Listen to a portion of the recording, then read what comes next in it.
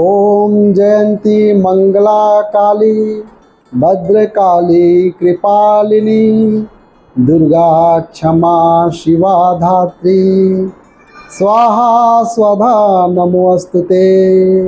इस मंत्र का जप करें। अगर आप अखंड ज्योति घर में जला रहे हैं, कभी कोई इमरजेंसी आ गई, कहीं आपको घर छोड़कर जाना पड़े, तो उस स्थिति में कोई ना कोई को घर में रख कर ही जाएं। भैया आप अखंड ज्योति का ध्यान रखें। उत्तर दिशा की ओर अखंड ज्योति की बाती यानी लौ होना काफ़ी शुभ माना जाता है। अगर कोई इस दिशा में बाती करके अखंड ज्योति जलाई जाती है तो आय में वृद्धि होती है। इसके साथ ही घर में अकाल मृत्यु का भय समाप्त हो जाता है। मान्यता है कि ऐसा करने से उस घर में साल भर में एक घात यानी किसी की मृत्यु जरूर होती है। हर हर महादेव। इस समय त्योहारों का समय चल रहा है और सभी घरों में प्रायः माताएं बहनें अखंड ज्योति जलाने का प्रोग्राम बना रही हैं, क्योंकि यही एक साधन है जो माता को खुश कर देने वाला है। हम इस समय अखंड ज्योति के बारे में ही, उसका महत्व, अखंड ज्योति जलाने की दिशा, अखंड ज्योति कैसे जलाना चाहिए, क्या क्या सावधानियां बरतनी चाहिए, उसके बारे में बताने जा रहे हैं। देखिए, हमारे यहाँ हिंदू धर्म में अखंड ज्योति दीपक का विशेष महत्व है। किसी भी शुभ या मांगलिक काम में दीपक अवश्य जलाया जाता है। दीपक दो तरह के जलाए जाते हैं। एक कर्मदीप जो सिर्फ पूजा के समय जलाते हैं, और इसके साथ ही दूसरा अखंड दीप होता है। इसे तब तक जलाते हैं जब तक कि त्यौहार या फिर पूजा संपन्न ना हो जाए, जैसे नवरात्रि, गणेश चतुर्थी, सत्यनारायण की कथा आदि के दौरान अखंड ज्योति जलाने का विधान है। न अखंड ज्योति जलाना सबसे शुभ माना जाता है। इससे घर में सुख शांति, सुख समृद्धि आती है और जो भी कार्य के लिए आप अखंड ज्योति जला रहे हैं वो सिद्ध हो जाते हैं। इसके साथ वातावरण हमारे घर का शुद्ध हो जाता है, गृह कलेश दूर हो जाते हैं, घर में जो भी नकारात्मक शक्तियां हैं वो खत्म हो जाती हैं और सकारात्मक शक्तियां का, सकारात्मक ऊर्जा का घर में संचरण शुरू हो जाता है। आइए जानते हैं अखंड ज्योति किस दिशा में शुभ और किस दिशा में होना आपके लिए परेशानी का कारण बन सकता है। देखिए, दक्षिण दिशा की ओर अखंड ज्योति की बाती अगर हम जला रहे हैं, जिसकी बाती का मुख दक्षिण दिशा में अगर हो रहा है, ये देवी भागवत पुराण के अनुसार जब भी हम घर में अखंड दीपक जला रहे हैं तो इस बात का ध्यान रखें कि इसकी लौ यानी मुख दक्षिण दिशा की ओर कदापि न हो। मान्यता है कि ऐसा करने से उस घर में साल भर में एक घात यानी किसी की मृत्यु जरूर होती है। इसलिए कभी भी बाती का मुख दक्षिण दिशा की ओर ना रखें। विशेष ध्यान देने योग्य बात है। पश्चिम दिशा की ओर अगर हम अखंड ज्योति की बाती रख रहे हैं तो देवी भागवत पुराण के अनुसार अखंड ज्योति की दीपक पश्चिम दिशा की ओर जलाना शुभ माना जाता है। इस दिशा में बाती का मुख होने से सुख समृद्धि धन संपदा के साथ हर दुख से छुटकारा मिल जाता है। पूर्व दिशा की ओर, देखिए हर चारों दिशाओं का हम बताने जा रहे हैं आपको। पूर्व दिशा की ओर अगर हम अखंड ज्योति की बाती रख रहे हैं, तो देवी भागवत पुराण के अनुसार अगर आपकी अखंड दीपक की ज्योति बाती पूर्व दिशा की ओर है तो यह काफ़ी शुभ माना जाता है। इससे माँ लक्ष्मी तथा अन्य देवता देवी सभी प्रसन्न होते हैं। इसके साथ ही घर में संपन्नता की वृद्धि होती है और हर एक क्षेत्र में सफलता मिलती है। इसके साथ साथ धन धान्य की बढ़ोतरी होती है।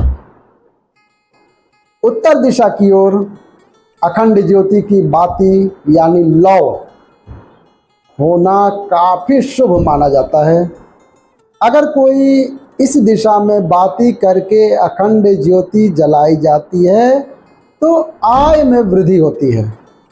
इसके साथ ही घर में अकाल मृत्यु का भय समाप्त हो जाता है।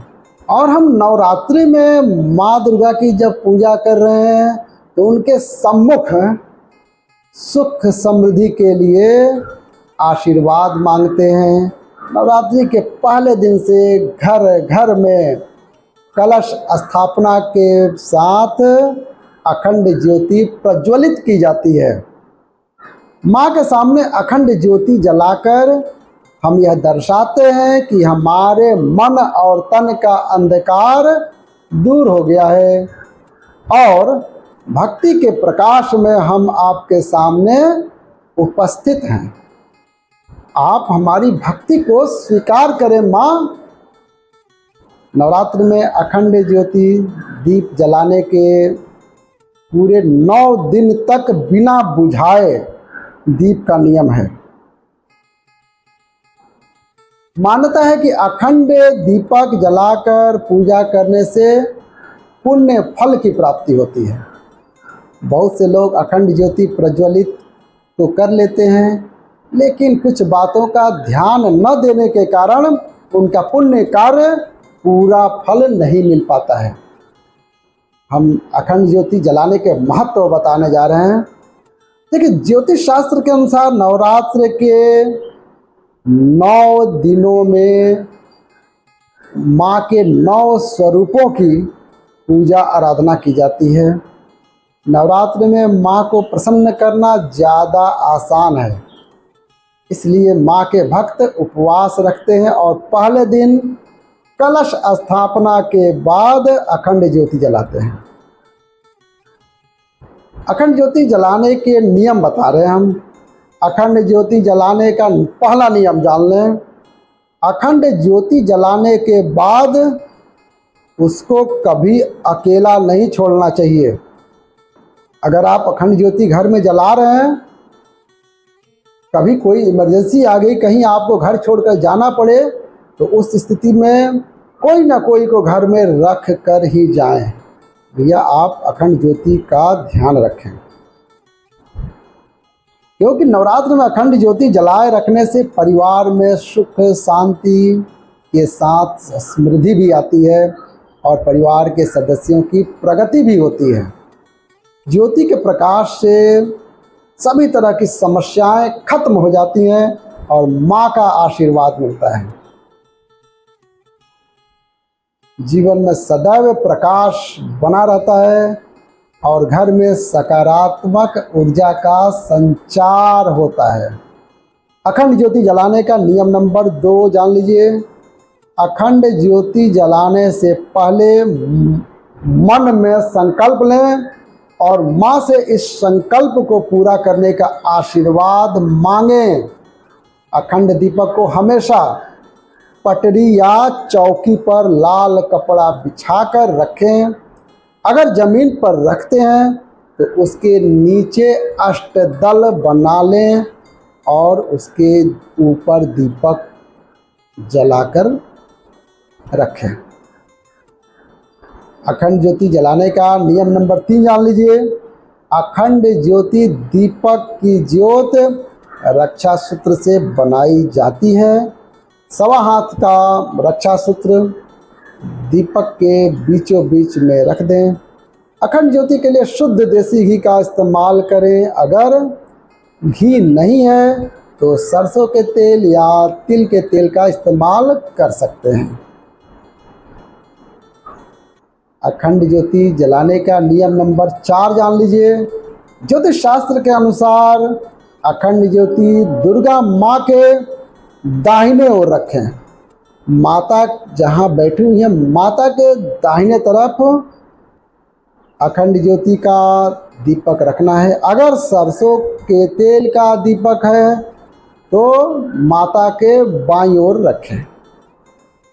अखंड ज्योति जलाने का नियम नंबर 5, अखंड ज्योति जलाने से पहले भगवान गणेश, भगवान शंकर, महादेव और माँ दुर्गा का ध्यान रखें। माँ दुर्गा का ध्यान करें। फिर ओम जयंती मंगला काली भद्रकाली कृपालिनी दुर्गा क्षमा शिवा धात्री स्वाहा स्वधा नमोस्तुते, इस मंत्र का जप करें। फिर अखंड ज्योति जलाएं। 9 दिन बाद दीपक को बुझाएं नहीं, बल्कि स्वयं बुझने दें। ऐसा नहीं है कि 9 दिन पूरा हो जाए तो दीपक को बुझा दीजिए, नहीं। आपको 9 दिन पूरा हो जाए तो उसको अब अपने आप दीपक बुझने दें। दोबारा उसमें घी तेल न डालें, खुद ब खुद बुझ जाएगा, लेकिन उसे फूंक मारकर नहीं बुझाना है। आप अखंड ज्योति जलाएं, पर उसे बीच में बुझने ना दें, ये ध्यान रहे। अगर आपको लगता है कि बीच में कभी हवा लगने से या किसी कारण बुझ जाती है तो उसका भी मौका आप न दें, उसका भी उपाय हम आपको बताने जा रहे हैं।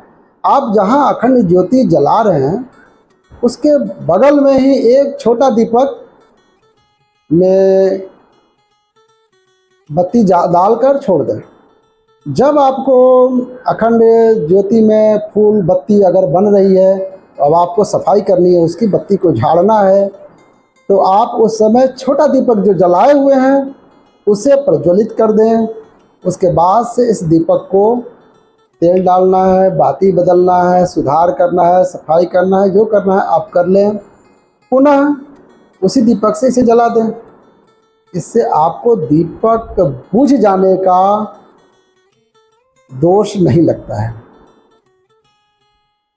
अखंड ज्योति जलाते समय आपको लग रहा है कि दीपक बीच में अगर बुझ गया, आप छोटा दीपक भी नहीं जलाए हैं, अगर बुझ गया तो परेशान होने की बात नहीं है। तुरंत माता जी की आरती करें, और जिस ज्योति से माता जी की आरती आप कर रहे हैं उसी ज्योति से जब आरती हो जाती है तो अपने दीपक को जला लें। आपके दीपक का बीच में बुझने का या खंडित होने का दोष नहीं लगेगा। वीडियो कैसी लगी? अच्छी लगी तो प्यारा सा लाइक कर दीजिएगा और हमारे चैनल को सब्सक्राइब कर लीजिएगा।